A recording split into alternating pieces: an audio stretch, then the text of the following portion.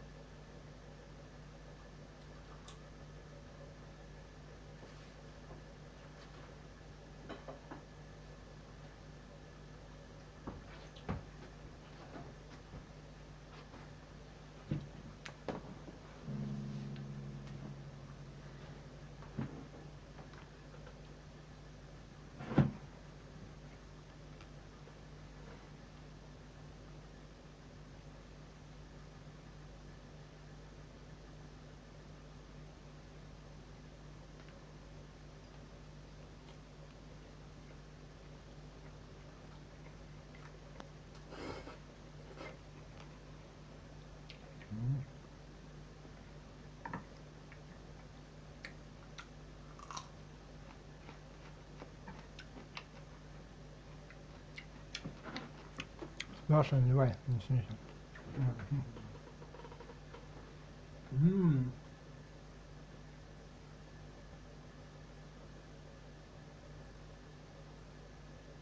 Бурдужан. Бурдужанский Иванович.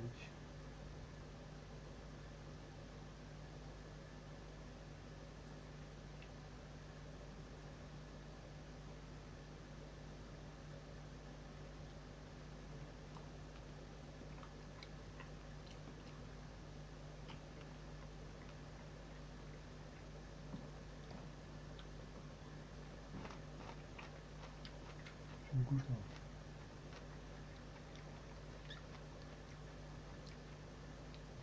Кучу купил же.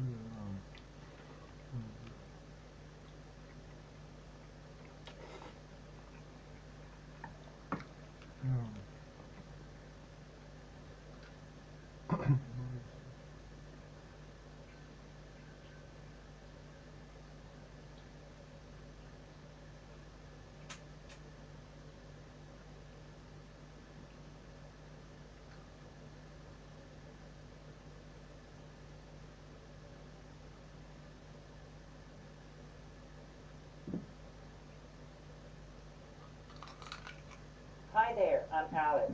Почему-то все русские делают эту ошибку в английском языке. Когда мы что-то не понимаем, мы сразу говорим what? Это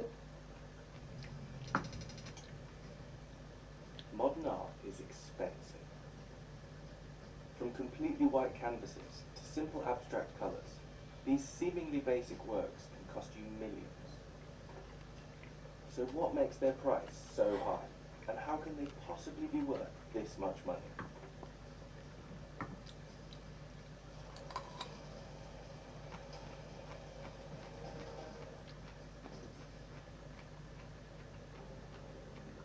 Modern art is a wide field, covering everything from around 1870 to 1970.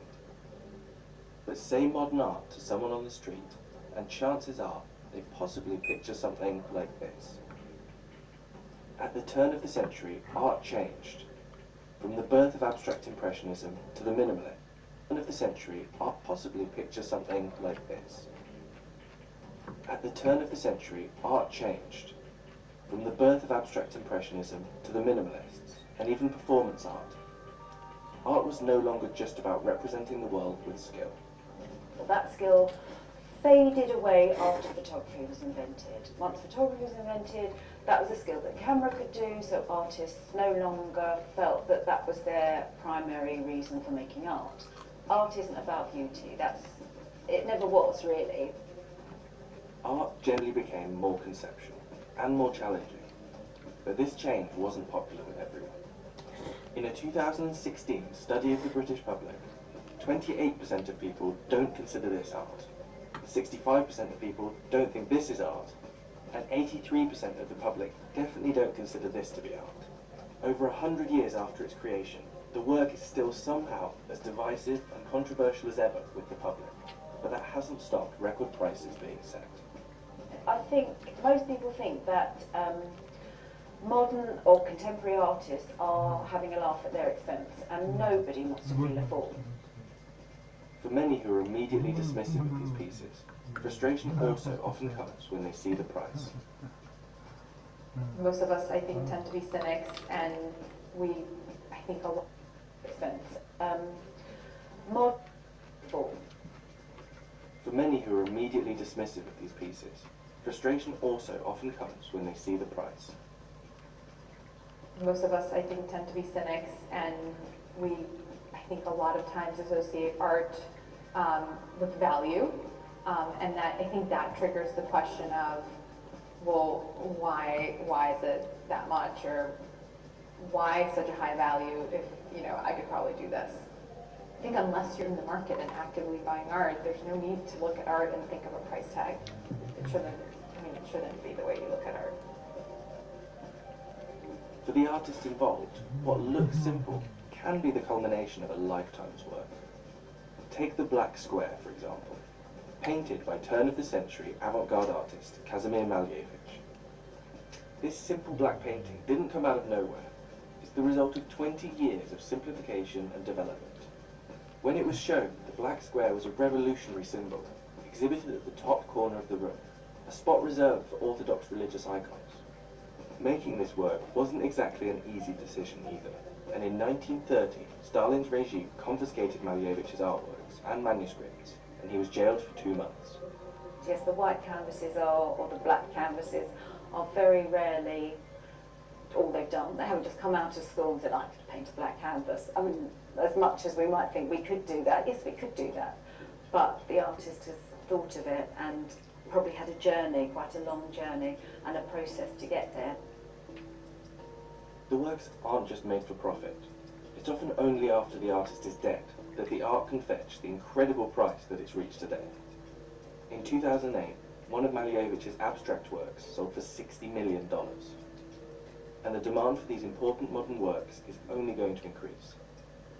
The natural trend is for you to see a rise in prices, but that's because these true masterpieces are rarer to find because they're really all in museum.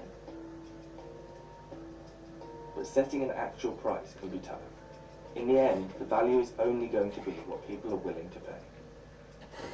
As long as there's going to be artists producing, there's always going to be sort of shifts in tendencies and taste, I would say also, and taste in the market.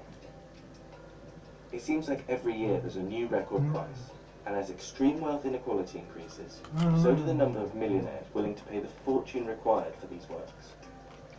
No matter what the artist intended, art is now seen as an easy investment by many, and companies have appeared that treat art purely as an asset for financial gain. But despite the ever-increasing prices of the modernist masterpieces, for 99% of the artists out there, their work has always been a labour of love.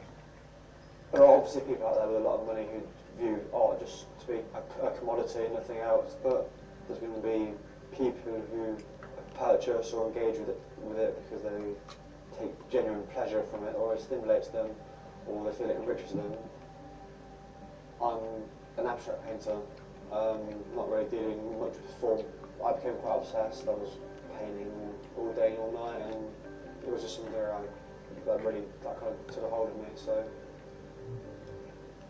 it's not easy being an artist in London.